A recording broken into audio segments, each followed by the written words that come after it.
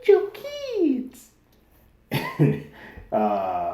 For good or for worse, Mike Tyson has been sort of a staple in the black community for quite some time, and it's been a long time coming that we kind of got anything that showed us a bit of the inside. We had that '90s made for TV NBC movie that happened more around the allegation stuff, but it's cool to now finally get something that is an actual bio, or so we hope. Give you my thoughts and reactions to the first two episodes of Mike right after the jump.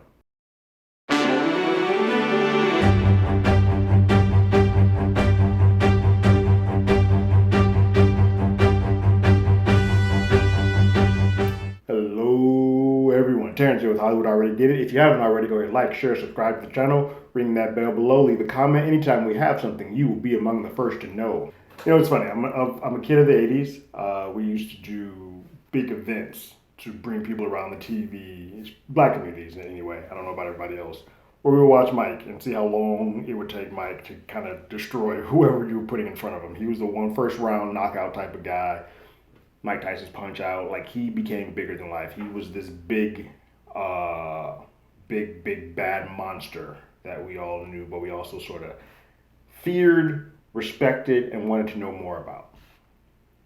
And as the celebrity grew, so did all the other mess and muck that comes with it if you don't really know how to handle your anger, your money, and everything that comes with it. And so we have the allegations and biting of the ear of Holyfield and all of that good stuff. And so there's been many ups and downs. It's sort of a reclamation project that we've had since The Hangover and his one-man tour, which is where this episode and where this show sort of takes off and leads its credence. It is using the vehicle of him standing up doing his one-man show and kind of using that as the backdrop to kind of allow us into the past of Iron Mike Tyson. It's a smart way to do it.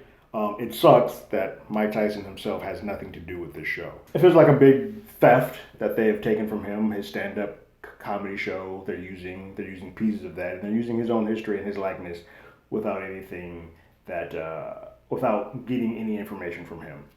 That said, that is typically the case for people who are of the public eye. Biopics don't necessarily have to get that. I think if you're, and they can kind of get out of it by saying at the beginning, hey, everything here may not be factual. We may have done some things here or whatnot to dramatize this. The same way with the Pam and Tommy stuff that happened earlier this year. Same thing here. That's just how bios go. So, yes, I'm still going to watch this and to review it. But yes, I also understand that Mike has nothing to do with this, and has let that be known. So they gave us the first two episodes of Mike, and I'm not going to go into spoilers on this one. If I continue on with the show, I will go into spoilers post. But these are done by the director who did I, Tonya, Steve Rogers. And so there's a huge style that kind of happens with this show that I am not quite a fan of. There's breakneck speed that kind of happens, and it feels like we're watching little vignettes of Mike's life as the backdrop of him being used and doing the stand-up. We go into scene to scene to scene, but it's so hyper fast. Mind you, these episodes are only about 25 to 30 minutes long.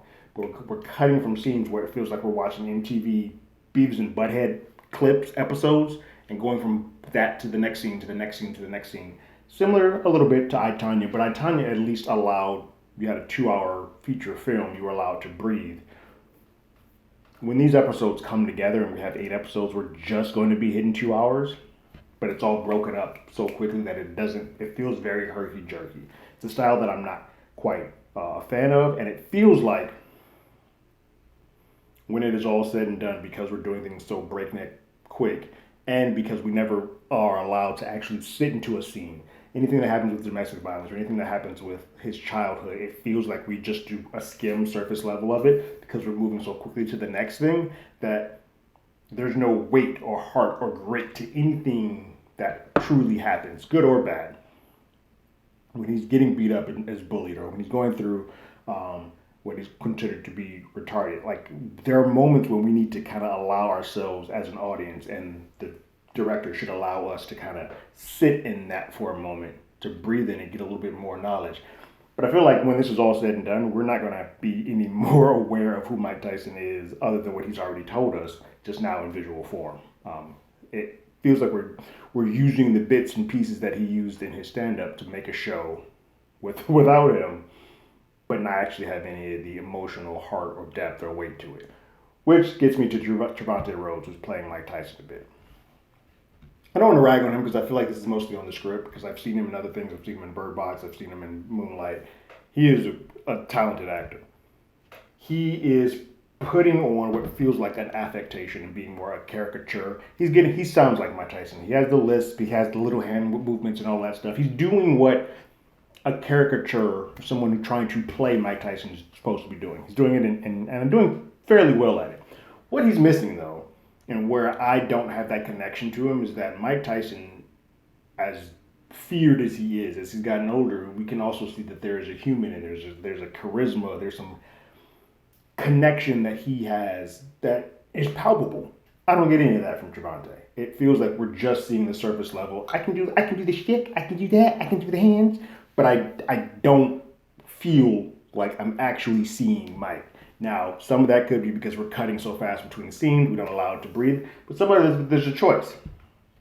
When you're breaking the fourth wall and you're using that as an option, and you're speaking to the audience, you take a lot of the bite and you're doing more of a wink wink, Deadpool or She-Hulk type of fourth wall speaking, which diminishes any of the heft or weight to your character. So now it's kind of just like I'm watching the clown version of Mike Tyson, kind of like wink wink. Oh yeah, I did rob them, as opposed to an actual character or actual human being, and that's sort of where the weight of what this show is, I think, trying to do falls apart.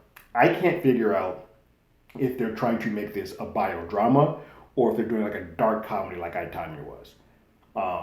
It feels like the thought is that they're trying to go for a biodrama, but everything is pointing the way that it's filmed, the way it's stylized, the way it cuts, and the way that we're breaking the fourth wall and having our version of Mike talk to the audience. It feels like it's a comedy, and I am less inclined to enjoy that because I think Mike is a person interesting enough to get an actual bio about him as opposed to whatever the hell we're sort of getting here. It's not all bad. I mean, it's fun to kind of like, oh, that's cool news. That's cool news. I wasn't aware of that. And as you go along, you'll get some tidbits and pieces that you weren't aware of. I think if you watched the one-man show of Tyson, a lot of the stuff that they're showing you, you already are aware of. But it's cool to sort of see it done in film form and then kind of go back and be like, hey, did that really happen versus what may or may not be a lie or made up for this. But when it all comes together, I think we're sitting with a very limp version of what the Mike Tyson story is, which is a shame because I think the good, the bad, and the super ugly part of his life all needs to be on display.